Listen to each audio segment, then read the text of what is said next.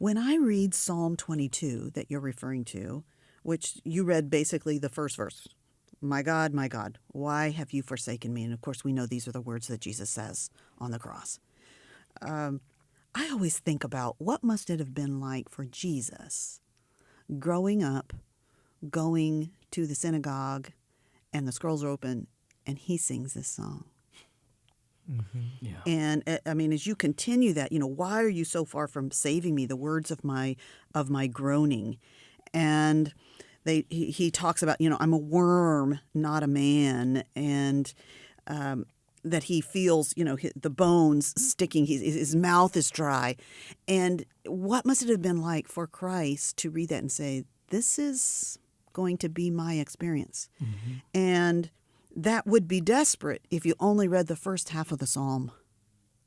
Because when you read Psalm 22, you have this description that can clearly be many, centuries before crucifixion was invented as a torturous way of death. It's clearly a description of crucifixion. But then you come to you're reading there and the people are shouting at him, let him deliver him, let him rescue him. And we see, that's exactly what happened to Jesus on the cross. And then there is a rescue. And the whole tone of this psalm turns. There is a great victory. Everybody's coming to celebrate a victory. So Good Friday to Easter. That's right. And so you think about Jesus on the cross. He quotes the first verse of the psalm. I've come to think of it as Jesus, in a sense, he's saying, Psalm 22 is happening here. Mm-hmm. In case you didn't know, Psalm 22 is happening here. And the beautiful part about understanding that is you realize it's not just the desperation and the cruelty and the aloneness and the sacrifice of the first half of Psalm 22. It's also, he is there. He is knowing that the victory part of overcoming, that's the second part of Psalm 22. The part where at the very end, here's how Psalm 22 ends. It says, they shall come and proclaim to his righteousness to a people not yet unborn that he has done it.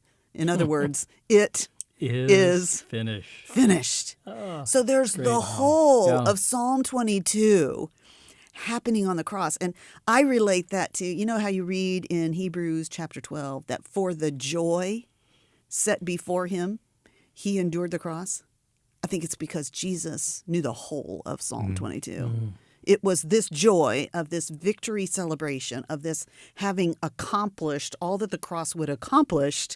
That's the joy. And it helps me to even think about Psalm 22 playing a role in Jesus being able to face the cross with joy, because he fed on every word that comes from the mouth of God, and it shaped his understanding of his mission, and that matters a lot for us, because when we read the Bible and we take in its whole, and it's honest to us about the hard things about life, but then it also makes promises to us, and it provides imagery to us of what is yet to come when we enter into the new heavens and the new earth, and we are face to face with Jesus himself. And those kind of promises, as we read them, that can give us joy in anticipation. We can anticipate the joy that is ahead, and it can change how we face difficulties in the here and now. Sounds like, in response to Edgar's question, Nancy, you're saying it really is important to pray, read, sing the whole psalm. Part of our problem today is even when we have praise choruses, we often have these snippets. Typically, that second half that you're talking about there, which is the resolution.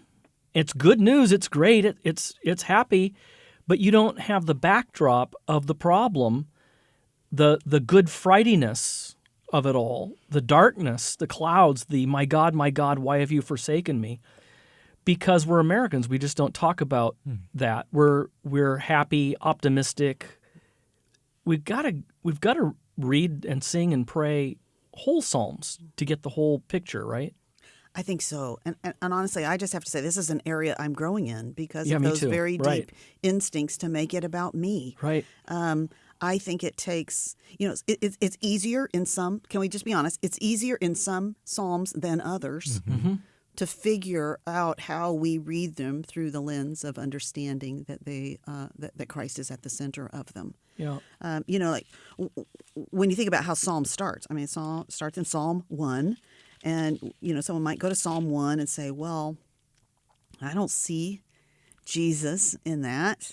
And, you may be familiar with Psalm 1, listeners. Blessed is the man who walks not in the counsel of the wicked, nor stands in the way of sinners, nor sits in the seat of scoffers, but his delight is in the law of the Lord, and on his law he meditates day and night. He's like a tree planted by streams of water that yields its fruit in season, its leaf does not wither, and all that he does, it prospers.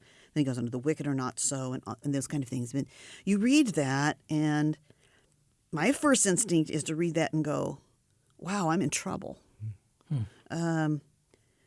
Because, yeah, I like the Bible all right, but that delight is in the law of the Lord. Day and night? Day and night. What if you miss a day? Yeah, right. Or a month? Or a year? And don't delight in it? That's going to be a problem. And so what I need, when I look at that, blessed is the man, I need the man. The man, who is Christ blessed. Jesus. Yes. And his delight has always been in the law of the Lord day and night. He is like a tree planted by streams of water. And so I want to get grafted into him. And by faith, I can be.